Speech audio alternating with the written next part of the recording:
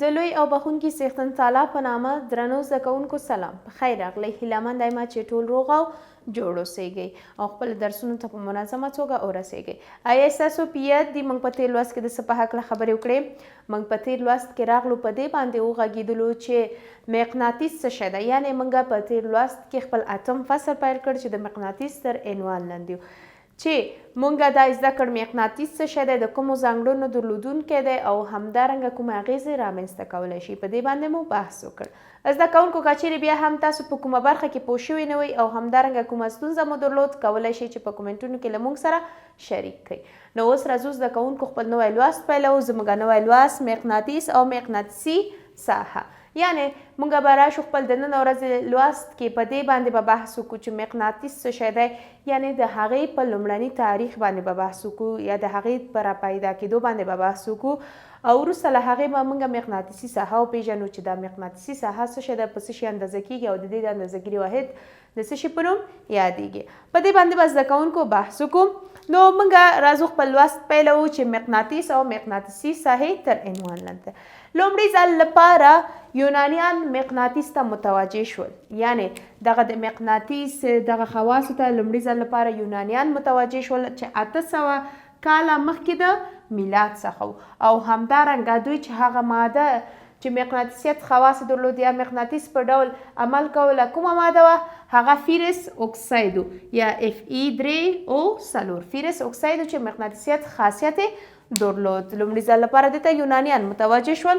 وروسته له هغې یو بل عالم چې د څه شي په نوم یادېده، اورستیت په نوم یادېدله، دغه عالم راغی د برېښنا او مقناطیس ترمنځ چې کومه اړیکه ده دې باندې بحث وکړ او څېړنه یې وکړه او همدارنګه دا په کوم کال 1819 میلادي کال. نو زده کوونکو دا هغه عالم و چې برېښنا او مقناطیس په منځ کې چې کومه اړیکه ده په هغې ته یا هغې ته لومړي ځل لپاره څه شی متوجه شو.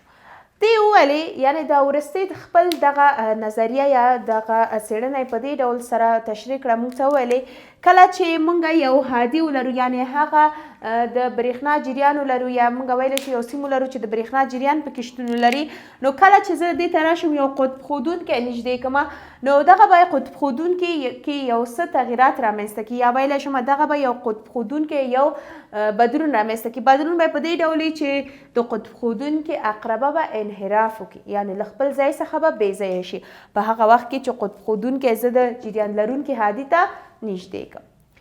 نو زده کوونکو اوس دا خو د مقناطیس په هکله و چې بحث مو وکړ مقناطیس څه ډول یو خاصیت لري او همدارنګه څه وخت دا وپېژندل شو.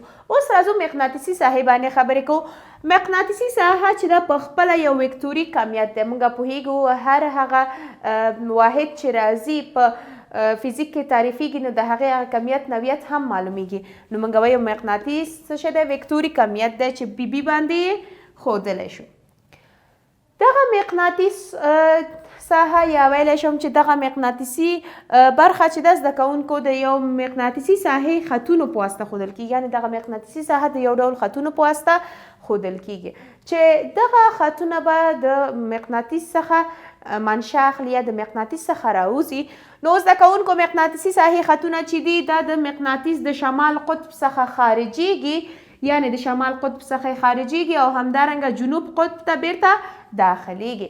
یعنې د دې توپیر د برېښنایي ساحې د خطونو سره په دې کې ده چې برېښنایي ساحې خطونه هر لوري ته تللي دي، خو مقناطیسي ساحې خطونه کله چې د شمال قطب څخه خارج شي بیرته جنوب قطب ته داخلیږي.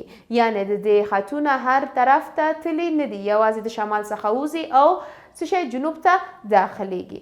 یعنې که چیرې زه راشم دغه مارکر د یو میله یي مقناطیس په توګه ومنمه، کله چې زه د دې شمال قطب څخه خطونه خارج شول بیرته جنوب ته داخل شول، نو همدې شکل سره چې دا دوام وکړي زده کوونکو تاسو به وګورئ چې د همدغه میلې په شاوخوا کې حلقوي شکل رامنځته شوی.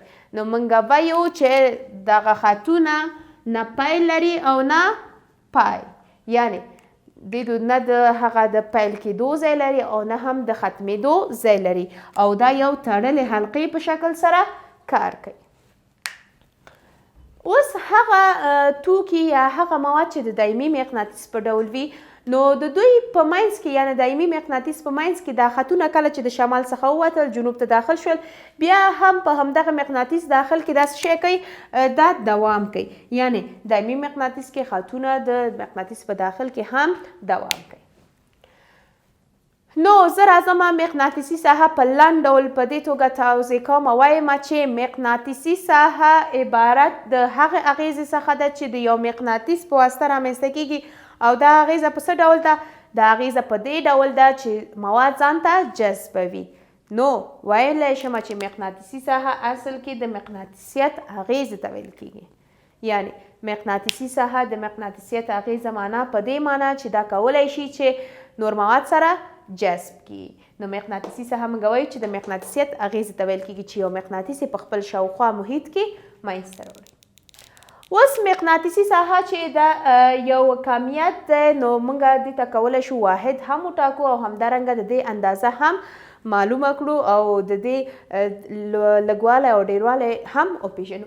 زده کوونکو نو د مقناطیسي ساحې شدت د مقناطیسي فلکس باندې موږ ښیو یعنې موږ کولی شو چې مقناطیسي ساحې شدت په مقناطیسي فلکس باندې وښیو. دا چې مقناطیسي فلکس څه شی دی او همدارنګه د دې فورمول څه ډول په ثبوت رسیږي دا به موږ په راتلونکي فصل کې ولولو.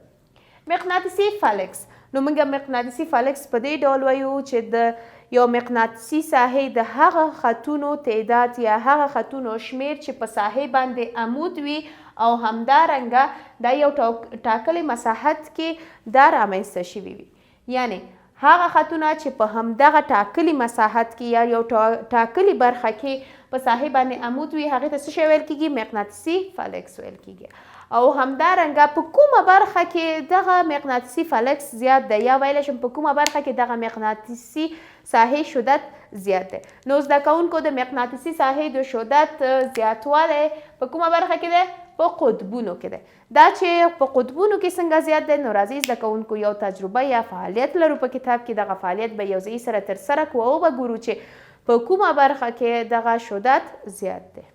ښه زده کوونکو فعالیت په دې ډول دی چې موږ یو څه شي ته مقناطیس ته ضرورت لرو او همدارنګه موږ یو پاڼې ته ضرورت لرو. د دې ترڅنګ موږ د آهن برادې ته ضرورت لرو یا د اوسپنې کوچنۍ ذرو ته ضرورت لرو. نو فعالیت په دې ډول ترسره کوو چې موږ راځو په دې سپینه پاڼې باندې دغه د اوسپنې میدګي اچوو او کله مو چې اوسپنې میدګي واچوله زه دغه پاڼه په داسې توګه پورته کوم او همدارنګه د دې لاندې دغه مقناطیس ته حرکت ورکوم.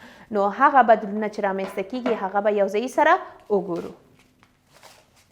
ښه زده کوونکو موږ اوس راځو په دې ډول ترسره کوو چې دغه پاڼه مو پورته کړه او همدارنګه دغه مقناطیس چې موږ لرو د هغې د لاندې حرکت ورکوو. یعنې په دې شکل سره زه راځم دغه مقناطیس ته دلته حرکت ورکوم.